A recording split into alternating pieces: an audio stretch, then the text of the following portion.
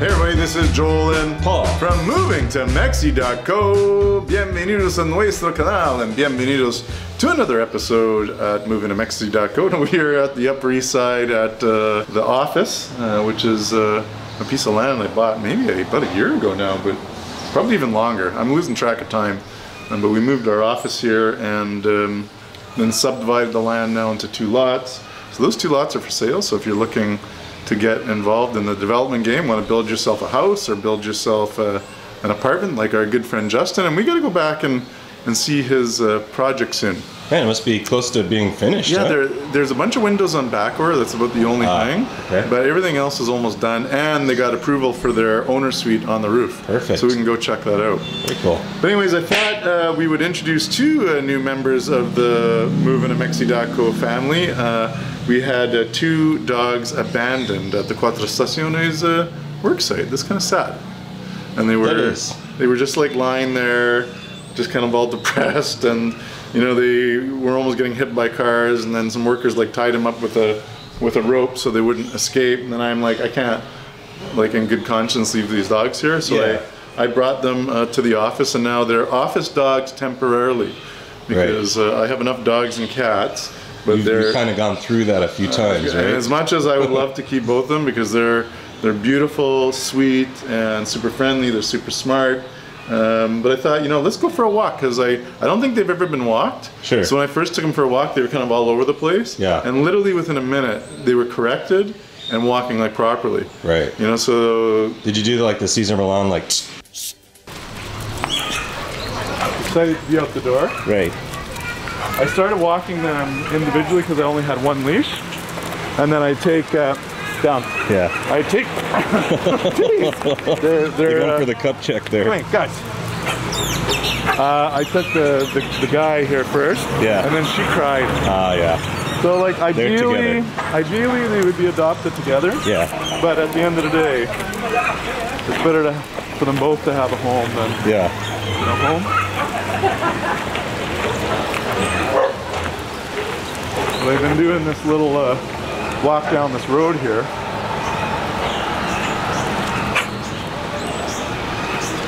Yeah, but by the end of the walk yesterday, I had like 1 finger on the leash. Okay. You know, so they just have to realize what's going on.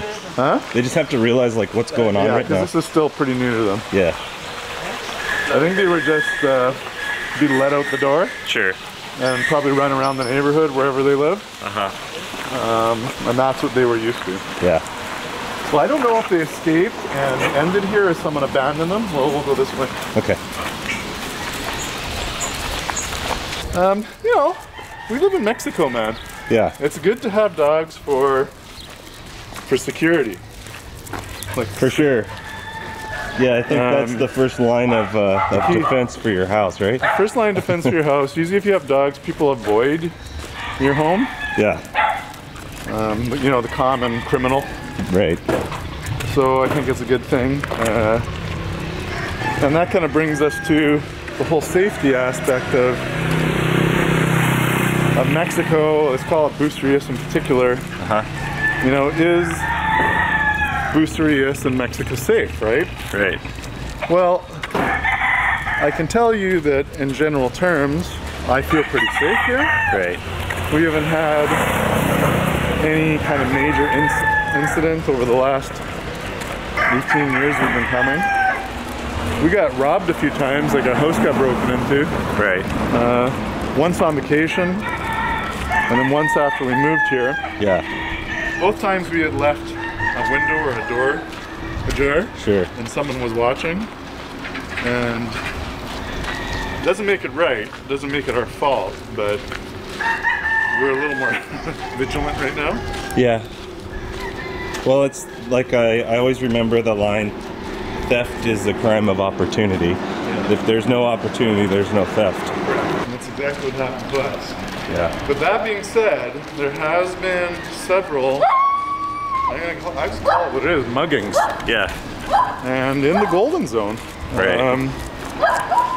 You know, just people, I guess you kind of let your guard down a bit where you're not noticing who's around you. Right. Okay.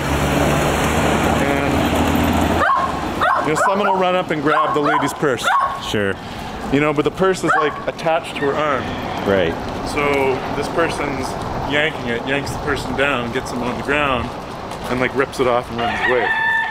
And that was the account that you had from somebody that you know. Yes. That's what happened. Okay. You know, there was another one. Actually, an owner. This is a boxer. Cuatro Estaciones. Hey, buddy.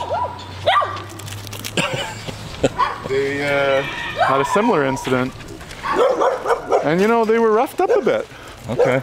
And it was kind of in a dark place at night, and I think a purse or something was stolen. But you know that, I guess that type of thing could happen on a street in San Francisco or Los Angeles, anywhere, or really. even Calgary, anywhere in the world. But I would suggest when you're here, just be a little bit more vigilant. Sure. Okay, if you see some kind of dude kind of following you, maybe just have a little bit of high alert, right? Yeah. Duck into a restaurant or... There's the alarm, right? There's the alarm bell. You know, we don't want to sugarcoat things. Yeah. Right, like, there is crime in Mexico and there's crime in Bucerias. You know, there's organized crime in Mexico. We all know that. Yeah. Right? It is what it is. Yeah. And when you're here, just... It's not all roses. Yeah. I think that's important. Like we paint a picture that, you know, you can come here, live here, have a great life, and which is completely true. But it's not like we're in Disneyland. No. Where you can just let your guard down. Yeah. Right? You can't let your guard down here. Yeah. You know, I think just be aware of your surroundings. You know, if you're out having some drinks, you know, be mindful of that because, you know, your cognitive ability is a bit impaired. Sure. You know, just walk home on where it's like really bright, and before you open your door, like, you know, have a look around, just see what's going on, right? Yeah, and I think don't bring if you're gonna go out to dinner, think, okay, I'm gonna spend 1,500 pesos. Yeah. Bring that. Yeah. And leave your ID, leave your credit cards. All that stuff that would be a pain in the ass to replace, Right. basically. Like if you don't really need an ID to go for a restaurant, hey, Right. enough for you. Primarily you don't, Yeah. right, around here. So I think that would be a good way to do it. Yeah. Just bring what you need. Yeah. And then also stay on the streets that have stores open, and, you know, don't go down that street that's just like dark. Don't take the shortcut. Right.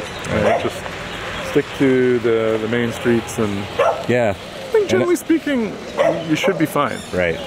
And I recently, my friends were in town, they got married, and they were at La Negra the other night, and then they were going to go down to Centro to catch a cab because they were staying in Sayulita. Okay.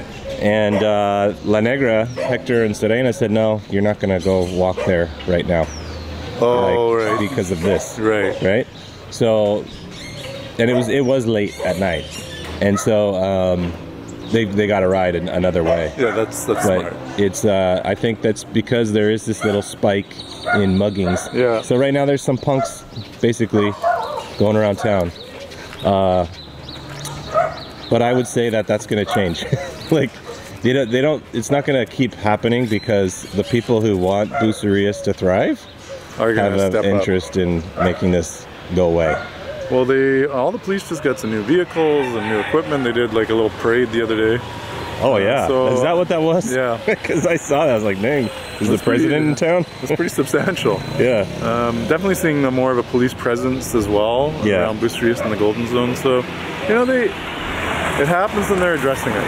Yeah. You know, but again, we also have to do our part and just be smart. Right. Well, what do you think of these two guys? These guys are great. I think they're Miko and Mika. Miko and Mika. Yeah. But I think with a little bit of work, you know, like the jumping on you and that kind of stuff. Yeah, will that stop. can all be corrected. You can like But they're like teach super them how cute. to sit like, but they're so sweet. Hey guys, are you so sweet? Are you so sweet? Arr, arr, arr, arr, arr, arr. And how old do you think they are? They look I don't fairly know. young. They're pretty young, 3. and I would suggest maybe something like that, hey? Yeah. How are things going on the home front? Like our new house? Yeah. I've admitted defeat. Okay.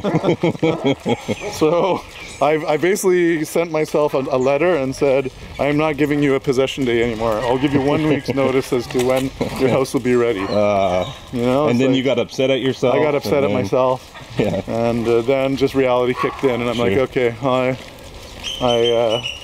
I'm just not going to stress about it anymore because what can you do? Well, the only thing I can do is keep pushing those guys. Sure. That's all I can do. Yeah. But I can't miraculously make the house complete. Right.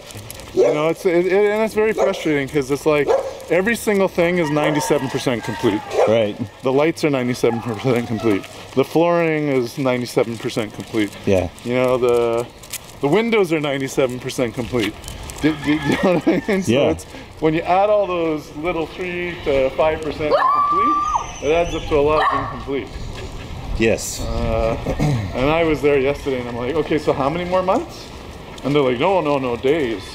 I'm like, okay, it's not months. It is not months. Yeah. But maybe just have them sign it on a piece of paper when it's going to be done. yeah, well, that's right. It doesn't matter. You might as well just burn that. What do they got going on back here? I'm just curious. It's like corrals, I guess. Looks like it's not really used anymore. No. A lot of weeds. Yeah, it's kind of interesting how Bucerias is still kind of like farm. Yeah. Hey, Miko, settle. Oh, so I meant to say that if you adopt the 2 dogs, you get 2 free weeks at any one of my personal properties. Not until like April or May though, because I don't have any vacancies in March. Yeah, and you're not allowed to adopt them and then put them back at Cuatro Estaciones, no, right? you can't do that. That's and, no loopholes. So then we have one of our other fans, Travis, who is a pilot with WestJet, and he's offering 2 standby buddy passes on WestJet. Oh, that's perfect. So you could actually fly here for free. Now you'll have to go standby, but if you come in the spring, you're likely going to get on the flight. Yeah. The flights are not full, usually. Yeah. And they're usually full going back. Yeah. But not full coming here at that time. Yeah, Travis and his wife are big fans of A Dog's New Life. Yeah, you can't go wrong. Yeah. Make a commitment. Like, look at these guys. Yeah. These would be good Canadian dogs, Oh, good man. American dogs. They'd be great on the ranch or like something. If they're on like a that. ranch, or if you guys like hiking, like. Oh yeah. They just need a little more time, and they're going to be golden. Yes. Right? Like look, they're already pretty good. They just need a few. I would need to work with them, getting them to sit and that kind of thing. Yeah. And you notice, like, we walk long. by and there's all these dogs barking at them. They're doing nothing. They're just chill, which is great. All right, everybody. Well, thanks again for joining us on this Saturday. Again, if you're interested in adopting Miko or Mika, or Miko and Mika, which would be the preference, reach out to me directly. Update. Miko and Mika were recently adopted by an individual in Bucerias, Nayarit, Mexico. If you or anyone you know has interest in adopting a dog from Mexico, contact A Dog's New Life at www.adogsnewlife.org. Thanks again for joining us. Nos vemos hasta luego and adios desde el Upper East Side aquí en Bucerias.